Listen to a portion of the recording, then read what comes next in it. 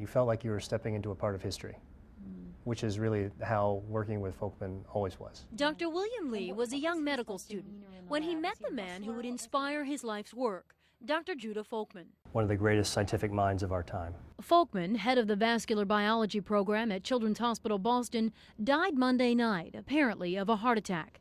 The 74-year-old was a pioneer in cancer research. Through a process called angiogenesis, he found that by cutting off the blood supply cancer needs to grow, the growth of tumors could be stopped, even reversed. Folkman lived long enough to see his ideas help patients with colon cancer, lung cancer, liver cancer, kidney cancer, multiple myeloma, and breast cancer. Despite his naysayers, and there were many, Folkman cured cancer in mice. Though the work couldn't be translated to humans, it inspired a boom of research by pharmaceutical companies.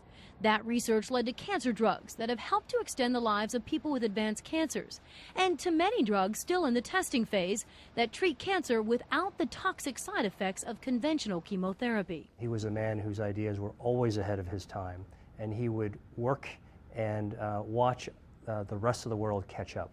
Folkman's groundbreaking work put his name on the lips of many scientists talking about who could find a cure for cancer.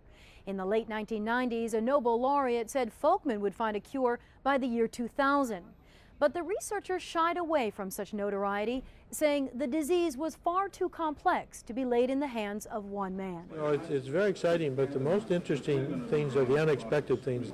Folkman rarely gave television interviews, preferring instead to focus on his work that extended far beyond cancer research. New insights to treat blindness, heal wounds, bring blood flow back to the heart, treat obesity, and holds promise for more than 70 other diseases. Though his work was considered revolutionary and he won many awards, Folkman was passed over for the Nobel Prize year after year. One can only mourn that perhaps the most deserving prize that could be accorded him would not be.